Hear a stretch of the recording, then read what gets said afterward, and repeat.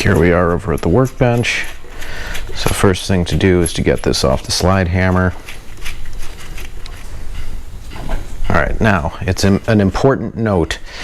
When I'm taking the bearing out of this, there really isn't a good way to get the bearing out of here without pressing on the inner race. When you do that, you're basically destroying the bearing. So just be aware of that. You're probably not going to want to reuse the bearing. If you are buying parts, get one of those too. That's a little bit, it's not going to work.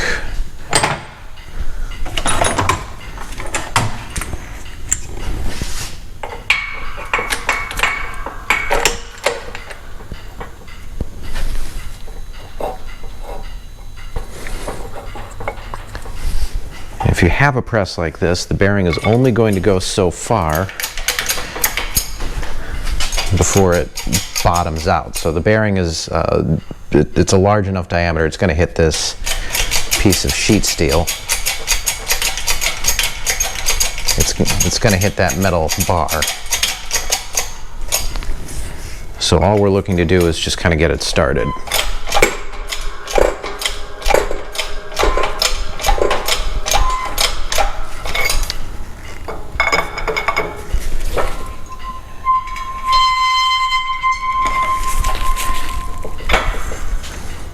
Then when it stops, we want to take it back over to the bench and finish the job off with a hammer.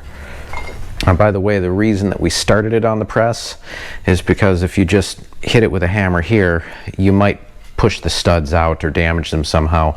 This is going to be an easier thing to do.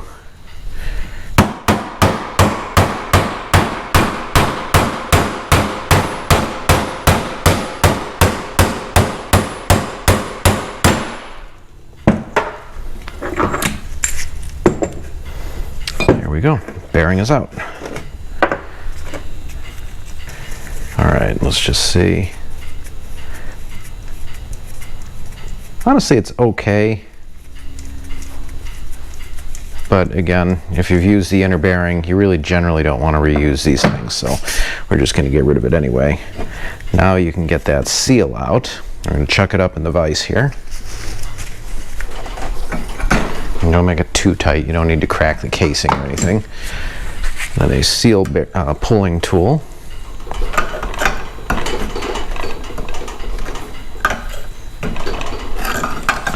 Makes pretty quick work of getting that out. There you go. Make sure to grab the end of your thumb with your seal pulling tool. That hurts. And so it's not, I don't feel like a cracked end or anything, but wow, this thing is hard as a rock. This seal has clearly been in there for a very long time. Make sure you take note of which way it was oriented. It's this way up. So that's the way the new seal wants to go back in. Okay, another note is that on one of these two pieces, and it's probably this one, there it is. There's a paper gasket that you want to make sure you get off. By now it's very thin, not really sealing anything anymore, but you want to make sure that you clean that off. It's going to come off in chunks, I guess, because you're going to want a new one. And at the same time, there is an O-ring, which is pretty well flattened out on this, and a spacer. It won't always stick to the stub axle when you pull it out, but make sure that you look for it because you do need this. So I'm going to get this cleaned up, and then we're going to go over to the press and get a new seal and put the new bearing in.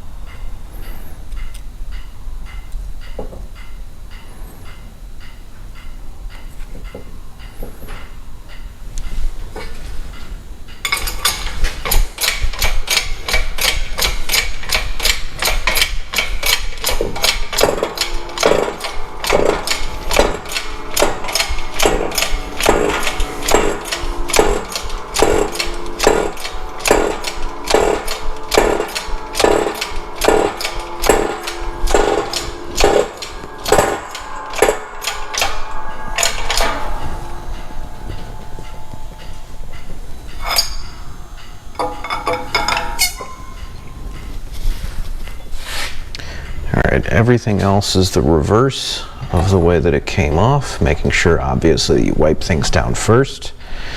It's a little bit, there's another special tool that I don't have, but it's the inner race this time that you want to kind of use to get over the shaft here. You just want to make sure that it's moving, of course.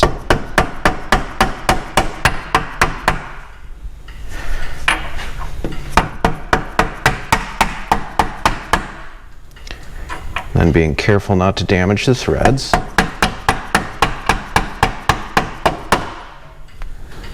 There.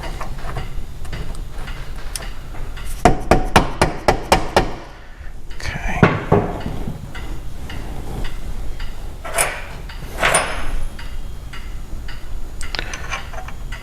You can use the nut if you like to torque it down a little bit.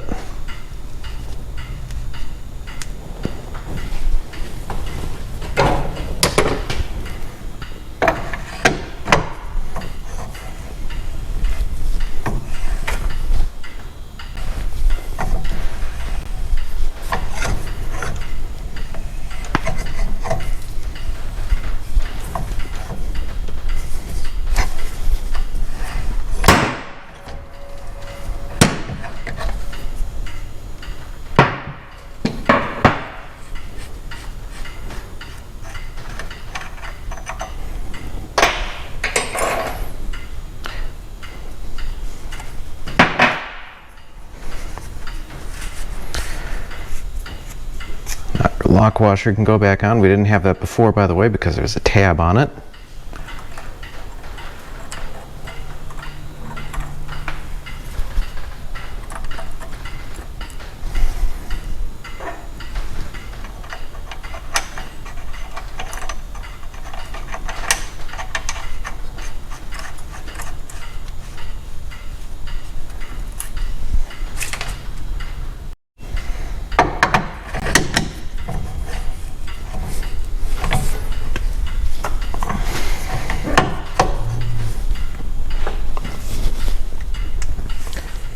I like to use a pry bar just to get started so that once it's started, go ahead and tap it down.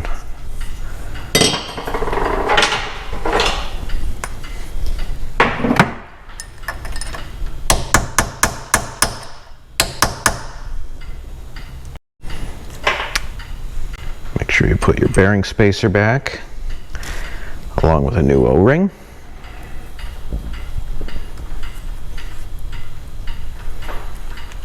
A little bit of grease helps everything stay in place.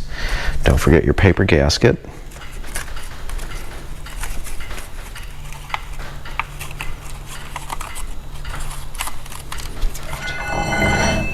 Now you're ready for your axle shaft. Here we go.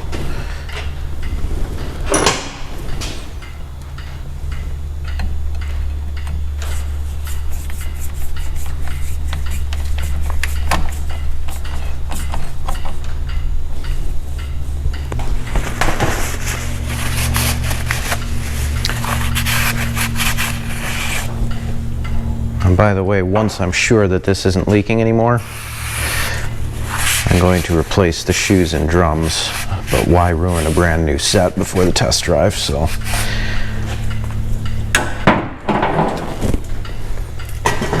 let's do your best to clean it out.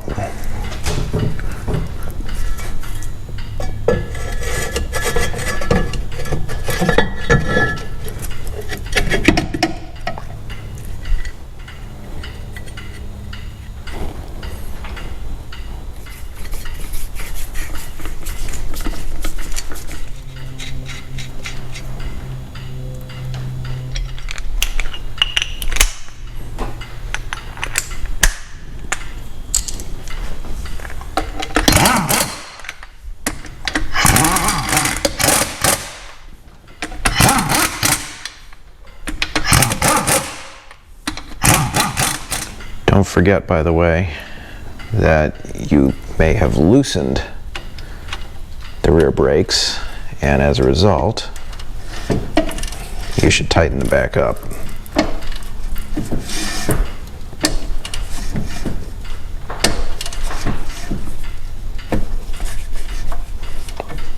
There we go.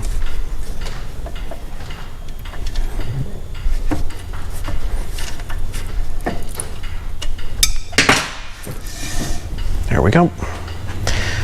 Grab the wheel.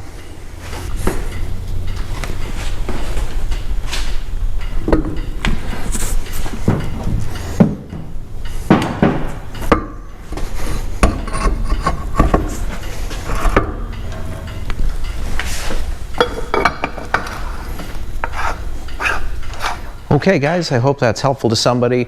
That's all I've got for you today. One thing to make sure of is that you do check that the fluid that leaked out of the diff you put back in. So you need to go underneath. You're going to need one of the square sockets to open that up at the back, and just make sure that you've got enough fluid in there, because some of it may have come out, especially if you're not on a totally level surface. So double check that, but as long as the fluid's full in it, tighten the wheels back up, go for a drive, make sure there's no weird noises or anything along those lines. You should be good to go. So if you've got any questions, go ahead and post it in the comments below. Otherwise, like, comment, subscribe, all that jazz, and I will see you guys next week.